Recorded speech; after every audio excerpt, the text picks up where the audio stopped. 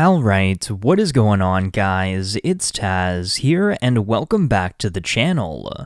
Weekend 2 of the Black Ops 6 Multiplayer Beta has sadly come to a close, allowing us to try out the game one more time before launch with balancing tweaks, performance boosts, a level cap increase, new maps, weapons, and perks, as well as opening the beta up to everyone on all platforms, regardless of pre-order status. Going into weekend 2, I was certainly excited and for the first time in a while actually itching and excited to play some more Call of Duty.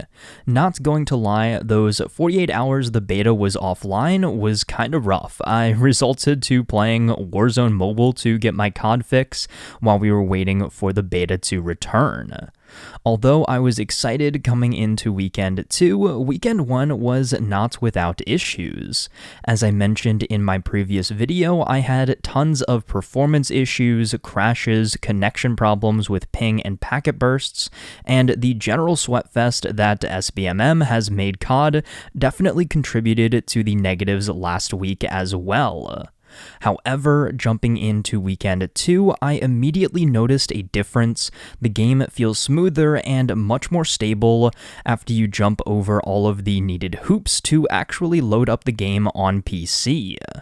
As I mentioned in last week's beta video, my gaming rig is not what it used to be performance-wise, as these more recent games have become an absolute behemoth to run properly and look good.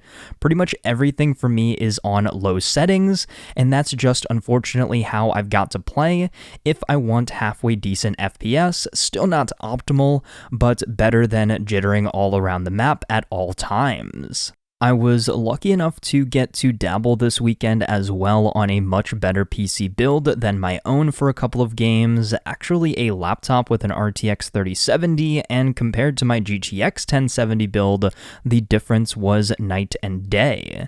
It almost felt like a completely different game, both graphically and performance-wise.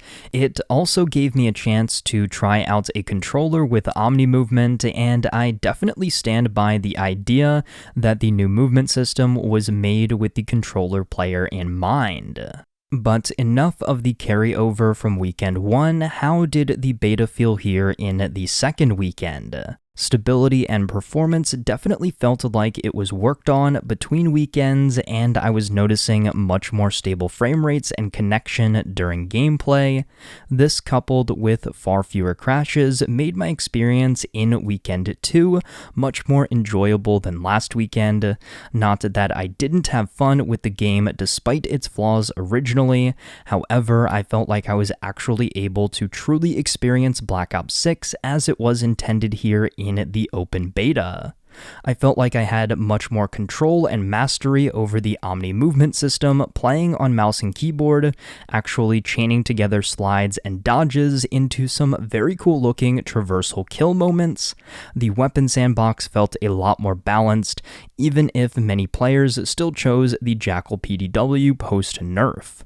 The C9 SMG, Ames AR, and even the XMG were my staples across the weekend, and I also had a chance to experiment with the rest of the arsenal a little more too. We received a new core mosh pit map with Babylon, and it may be my favorite map in the game so far, and no, Shipment and Nuketown have not rotted my brain, thank you very much. It's basically Black Ops 6's version of Shipment, super small, 3 lanes with a control point in the middle, and this map was a recipe for a high kill match every time it showed up in rotation. You guys are watching the gameplay in the background, but I dropped a 98 kill game on Babylon in like my second or third time playing the map. I was using the C9 SMG, which, hot take, I did like a lot better than the PDW. This match specifically really made me nostalgic for the old days of COD. It was by no means an easy 98 bomb. I had to work for it and coordinate with my dad, who was in the match with me. Shout out dad, but I pulled through and dropped my highest kill game of the beta and probably my best performance in a COD match since Cold War.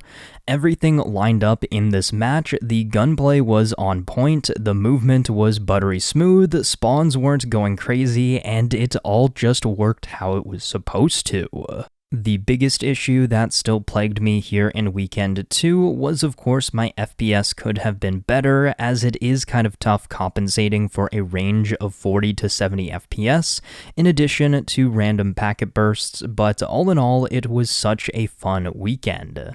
Again, just like last week, I will credit a lot of my performance issues, while not as bad as they once were, to my PC that has unfortunately seen better days at this point. Experimenting with graphical settings, the best mix of performance and visuals was putting everything on the lowest except for upscaling, with fidelity CAS at 70% and texture resolution on high, played mostly smooth and looked halfway decent when there weren't a million things happening at once. Although this is not giving Treyarch a pass, as many of the issues I encountered were baked into the game itself. Another big issue I do have with the game is visibility, which I do think comes down to the art style this year, which once again ditches the more classic, simplistic design for something a little more realistic. Yes, the graphics do look great, especially on a high-end PC, but sadly that contributes to making it tougher to distinguish where enemies are, and makes Black Ops 6 lose some of that classic Treyarch COD aura. I was able to do a little myth busting as well and discovered a really weird crashing issue with the bolt action sniper, which might I add felt great this weekend, very smooth, and the hit detection felt really solid. However, halfway through my sniping match, the game did crash. I loaded it back up and decided to test my theory again and equipped the semi-auto sniper, and once again, almost immediately my game crashed. Such an odd bug, but hopefully something that Treyarch can look into before the launch, as I'd hate to lose out on using an entire weapon class due to some instability. Outside of the expected crashes, FPS dips, and packet bursts, the game did run much better here in Weekend 2, and it feels like it is one step closer to being ready for launch. Overall, guys, I stand by my statement from Weekend 1, as Black Ops 6 really does feel like the most complete COD game we've played in beta since, I don't even know what, Black Ops 3 maybe? Getting up to max rank again in Weekend 2, it's an absolute blast to play solo or in a party with friends, and really brings back that classic Treyarch Call of Duty feel. While there are some performance and stability issues along with lower visibility than we are used to in a Treyarch title, there's nothing that cannot be tweaked and or fixed before the game's launch in October. I really enjoyed all of the new maps, weapons, perks, equipment, and modes, especially Babylon and the new Face-Off playlist, as well as the Sleeper Agent field upgrade, which is going to be super fun in the full game. I really think we have something special here with Black Ops 6, and as long as the game keeps up this momentum from the beta, and we get a complete and polished product at launch, I think we're in for a great year with Call of Duty. Don't let skill-based matchmaking and the sweatfest that the game can be detract from the stellar development and systems in place so far and into launch and beyond. I always mention I am, of course, the most excited for zombies. However, as a veteran of the series, obviously the campaign is something I'm also looking forward to, and I'll be jumping into the multiplayer from time to time as well to drop more 90 to 100 plus kill games.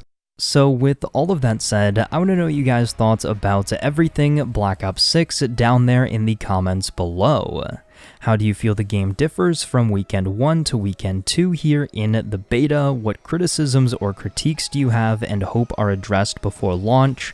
And what aspect of Black Ops 6 are you looking forward to jumping into first when it launches in October? Just let me know your thoughts on all of this down there in the comments below.